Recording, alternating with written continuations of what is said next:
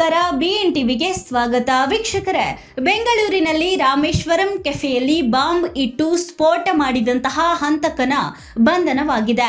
ಈ ಪ್ರಕರಣಕ್ಕೆ ಸಂಬಂಧಿಸಿದಂತೆ ಮಾತನಾಡಿದ ಕೇಂದ್ರ ಕಾರ್ಮಿಕ ಮತ್ತು ಉದ್ಯೋಗ ಖಾತೆ ರಾಜ್ಯ ಸಚಿವೆ ಶೋಭಾ ಕರಂದ್ಲಾಜೆ ಅವರಿಗೆ ಸಂಕಷ್ಟ ಎದುರಾಗಿದೆ. ತಮಿಳುನಾಡಿನಲ್ಲಿ ಅವರ ವಿರುದ್ಧ FIR ದಾಖಲಾಗಿದೆ.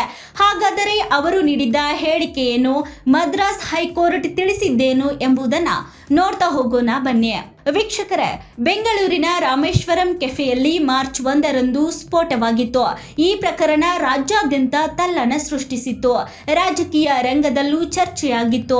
ಈ ವೇಳೆ ಪ್ರಕರಣಕ್ಕೆ ಸಂಬಂಧಿಸಿದಂತೆ ಮಾತನಾಡಿದ್ದ ಕೇಂದ್ರ ಖಾತೆ ರಾಜ್ಯ ಸಚಿವೆ ಶೋಭಾ ಕರಂದ್ಲಾಜೆ ಅವರು ಬೆಂಗಳೂರಿನ ರಾಮೇಶ್ವರಂ ಕೆಫೆ ಸ್ಫೋಟದ ಬಾಂಬರ್ಗಳಿಗೆ ತಮಿಳುನಾಡಿನಲ್ಲಿ ತರಬೇತಿ ನೀಡಲಾಗಿದೆ ಎಂದು ಹೇಳಿಕೆ ನೀಡಿದ್ದರು.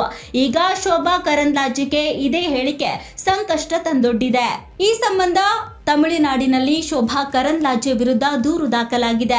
ಈ ಕುರಿತು ಮದ್ರಾಸ್ ಹೈಕೋರ್ಟ್ನಲ್ಲಿ ಅರ್ಜಿ ವಿಚಾರಣೆ ನಡೆಯಿತು. ಈ ವೇಳೆ Tamil Nadu advocate general PS Raman ಅವರು ಸಚಿವೆ ಶೋಭಾ ಕರಂದ್ಲಾಜೆ ತಮ್ಮ ಹೇಳಿಕೆ ಕುರಿತು ಸುದ್ದಿಗೋಷ್ಠಿ ಕರೆದು ಸ್ಪಷ್ಟನೆ ಕೊಟ್ಟು ಕ್ಷಮೆಯಾಚಿಸಿದರೆ ಪ್ರಕರಣ ರದ್ದುಗೊಳಿಸಬಹುದು ಎಂದು ಹೈಕೋರ್ಟ್ಗೆ ತಿಳಿಸಿದ್ದಾರೆ. ಒಂದು ವೇಳೆ ತಮ್ಮ ಹೇಳಿಕೆ ಕುರಿತು ಕ್ಷಮಾಪಣೆ ಕೇಳದೇ ಇದ್ದರೆ ಅವರ ವಿರುದ್ಧ ಕಾನೂನಾತ್ಮಕ ಕ್ರಮ ಜರುಗಿಸುವ ಕುರಿತು ನ್ಯಾಯಪೀಠವನ್ನು ಕೇಳಿದ್ದಾರೆ. ಅಲ್ಲದೆ ನಮಗೆ ಉನ್ನತ ಮಟ್ಟದಿಂದ ಅನುಮತಿ ದೊರೆತಿದ್ದು, ಒಂದು ವೇಳೆ ಸಚಿವರು ಪತ್ರಿಕಾಗೋಷ್ಠಿಯನ್ನು ಕರೆದು ಕ್ಷಮೆ ಯಾಚಿಸಿದರೆ ಪ್ರಕರಣವನ್ನು ಕೈ ಬಿಡಬಹುದಾಗಿದೆ. ಈ ಸಂಬಂಧ ಅಡ್ವೊಕೇಟ್ ಜನರಲ್ ತಾವು ಕರಡು ಕ್ಷಮಾಪಣೆ ಸಿದ್ಧಪಡಿಸಿರುವುದಾಗಿ ಕೋರ್ಟ್ಗೆ ತಿಳಿಸಿದ್ದಾರೆ. ಈ ಕರಡು ಕ್ಷಮಾಪಣೆಯಲ್ಲಿ ಬೆಂಗಳೂರಿನಲ್ಲಿ ನಡೆದಂತಹ ಬಾಂಬ್ ಸ್ಫೋಟದ ಘಟನೆಯ ಕುರಿತು 2024ರ ಮಾರ್ಚ್ 19ರಂದು ಸುದ್ದಿಗೋಷ್ಠಿಯಲ್ಲಿ ಮಾತನಾಡುವಾಗ ತಮಿಳುನಾಡಿನ ಜನರ ಬಗ್ಗೆ ನಾನು ಮಾಡಿದಂತಹ ಟೀಕೆಗಳಿಗೆ ನಾನು ಪ್ರಾಮಾಣಿಕವಾಗಿ ಕ್ಷಮೆ ಕೇಳುತ್ತೇನೆ. ನಮ್ಮ ಹೇಳಿಕೆ ಅಸಮಂಜಸವಾಗಿದೆ. ಎಲ್ಲ ಸಂಸ್ಕೃತಿಗಳ ವೈವಿಧ್ಯತೆ ಮತ್ತು ಶ್ರೀಮಂತಿಕೆಗೆ ವಿಶೇಷವಾಗಿ ತಮಿಳುನಾಡಿನ ಜನರಿಗೆ ನಾನು ಗೌರವ ಕೊಡುತ್ತೇನೆ. ನನ್ನ ಹೇಳಿಕೆಯಿಂದ ಅವರಿಗೆ ತೊಂದರೆ ಆಗಿದ್ದನ್ನು ಅರ್ಥ ಮಾಡಿಕೊಂಡು ಕ್ಷಮೆ ಯಾಚಿಸುತ್ತಿದ್ದೇನೆ ಎಂದು ಬರೆಯಲಾಗಿದೆ.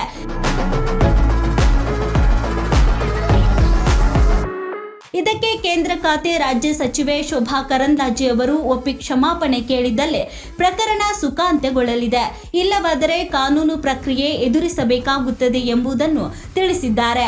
ಅಂದಹಾಗೆ ಮದುರೈನ ನಿವಾಸಿ ತ್ಯಾಗರಾಜನ್ ಎಂಬ ವ್ಯಕ್ತಿ ದೂರು ದಾಖಲಿಸಿದ್ದು, ಆಪಾದಿತ ಹೇಳಿಕೆಯು ತಮಿಳರು ಮತ್ತು ಕನ್ನಡಿಗರ ನಡುವೆ ದ್ವೇಷವನ್ನು ಹುಟ್ಟು ಹಾಕುವ ಉದ್ದೇಶ ಹೊಂದಿದೆ ಎಂದು ಹೇಳಿದ್ದಾರೆ. ಕರಂದ್ಲಾಜೆ ಅವರು ತಮ್ಮ ಹೇಳಿಕೆಗೆ ಕ್ಷಮೆಯಾಚಿಸುವ ಪತ್ರಿಕಾಗೋಷ್ಠಿಯನ್ನು ನಡೆಸಿದರೆ ಮತ್ತು ರಾಜ್ಯದ ಜನರ ಬಗ್ಗೆ ತನಗೆ ಹೆಚ್ಚಿನ ಗೌರವವಿದೆ ಎಂದು ಹೇಳಿಕೆ ನೀಡಿದರೆ ಪ್ರಕ್ರಿಯೆಯನ್ನು ರದ್ದುಗೊಳಿಸಲು ರಾಜ್ಯವು ಆಕ್ಷೇಪ ಮಾಡುವುದಿಲ್ಲ ಎಂದು ಅಡ್ವೊಕೇಟ್ ಜನರಲ್ PS ರಾಮನ್ ನ್ಯಾಯಾಲಯಕ್ಕೆ ತಿಳಿಸಿದ್ದಾರೆ.